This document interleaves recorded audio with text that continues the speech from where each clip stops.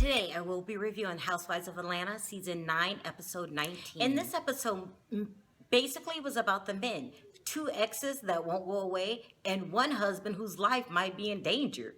And that's your ass, Todd. So let's talk about it. So let's start by talking about the only real housewife on the show. Because they're the only married couple on the show, and that's Kandi and Todd. Candy's the only true real housewife. But let's start out with them too, because I want to talk about Todd. While they are the only married couple on the show, which is the premise of the show, they are the only couple with a really good life. And I just don't understand why Todd insists, okay, on messing it up. Like, he won't have no other way. And we all know what he went through pure hell with Mama Joyce in the beginning of their relationship. Hell, even probably now. So I just don't understand why he decided to come up with this old lady gang restaurant. He knows Mama Joyce don't like him. He knows it. And he just didn't want to go into business with Mama Joyce. He wanted to go into business with Mama Joyce and her 2 equally mean sisters. Well, one, Bertha. I like the other one, Nora. But when she's with the other 2, she's just as bad. I don't get it, Todd. And you were stressing yourself out, getting gray hair, running around looking like the Unabomber with the beard and everything. If this plan of this restaurant does not work, your ass is grass, okay? And I just don't understand why you did it. And you said you've been putting in hours. You better put in hours, because this was all your idea. And do you see the way the women are treating you? I'm talking about the old lady gang and Kandi. She's like, because she's nervous too. She knows what's in store for your ass if this does not work out. I just don't understand why, Todd, why? If this does not work out, I am not feeling sorry for you. Not one damn bit, because it didn't have to be. You could have just mind your own business, been the quiet one in the background, and left Mama Joyce alone. But no, you wanted to make sure she was on your ass every day, 24/7. I don't understand it. And just because you had a soft opening that seemed to be okay between with family and friends, that has nothing to do with the bottom line, and that's money. If this is a failure and Mama Joyce and the 3 mean bandits don't make any money, your ass is grass. And I don't feel bad that you're running around town unbathed and overworked because you brought this on yourself. And by the way, Todd, you look terrible. Now let's talk about Apollo Nida, who is currently serving a 8-year, prison sentence.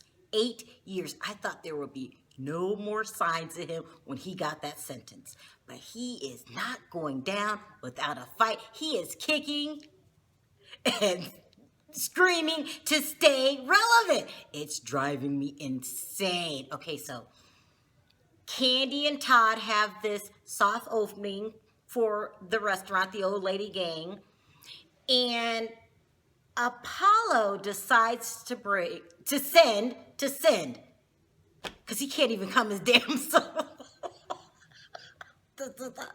He decides to bring his new fiance, okay?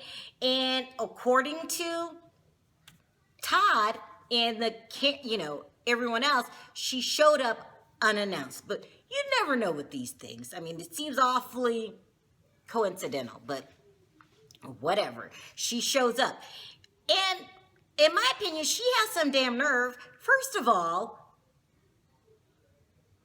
who wants to see you? I don't even know her name. I don't want to know her name. Why are you here? She said she came to represent Apollo. No, you came for a couple of reasons. One is you wanted a little camera time.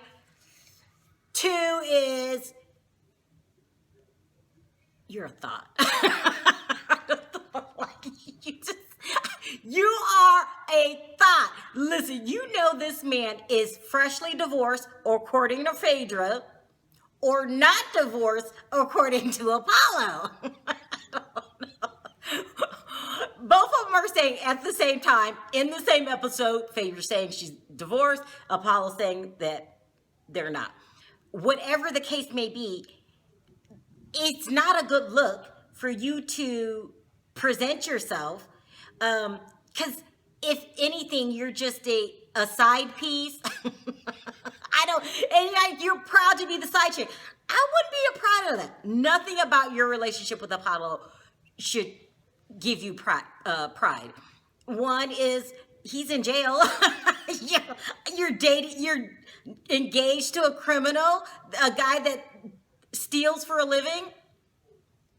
I wouldn't be proud of that. Two, when Candy questioned you, like, how long have you known him? Well, according to your own words, you've been a thought for 4 years. So you knew this was a married man, and your excuse was, well, she wasn't around.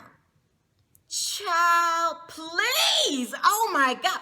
What club? I'm going to assume you're a stripper. What club did he find you at? You probably are a stripper.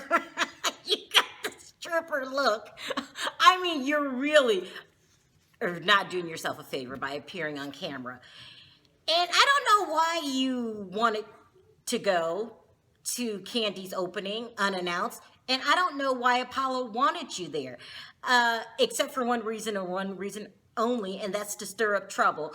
He probably thought Phaedra was going to be there, and she wasn't. It was a good thing that she wasn't, because no one needs to give you two the time of day. Look, Apollo, please go away and serve your time in peace.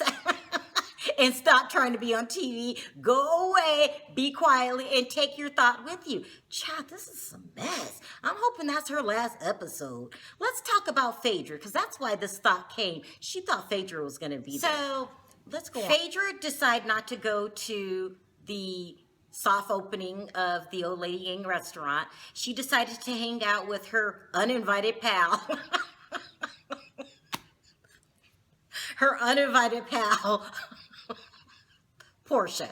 Because you know, Candy ain't messing with Portia no more. They dunzo. So it was just those two, and they had like a little birthday party together. Or, you know, it was in a very intimate setting. They had food, and they had jammies on.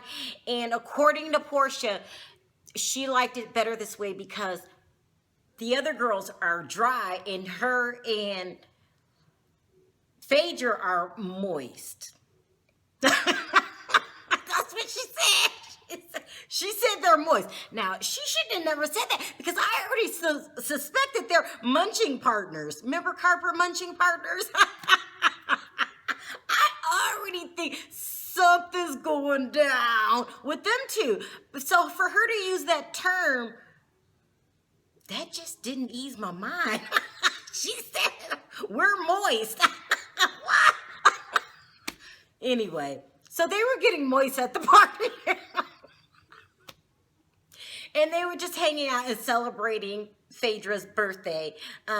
On camera, they tried on different wigs. And, I really liked the wig that they found for Phaedra. And had girl talk and did a lot of shaking of their asses and talking about sexual things. It was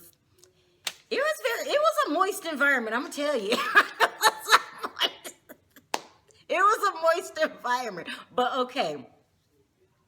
But that's how she chose to celebrate her birthday, and she didn't want to go to the grand opening. It was a good thing, because no one she would know she didn't know that Apollo's thought was going to be there, and it was good that she wasn't there. She didn't need the headache. Like, child, please. So that's that. So let's move on to the next. And finally, we had Sharrell moving into Chateau Sharrell. It had been a long time coming, 4 years. She was very happy. She was very proud of herself. Now, remember, this was taped a couple months back. We didn't know anything back then about the financial problems that's going on today. I'm going to put a video out about that in a minute. But so I'm only talking about the episode. She was happy to be moving into her new place, and she was very proud of herself. And she said it was a long time coming. So we're happy for this episode that you are moving into Chateau Sharrell. Now, I hope you stay there for a long time, but if you listen to what's going on today, there might be some trouble in paradise. But for the episode, we're glad that you finally made it in. So we are heading towards the end of the season, and it's been a long season, been a very good season. So that was this last episode. It was very good.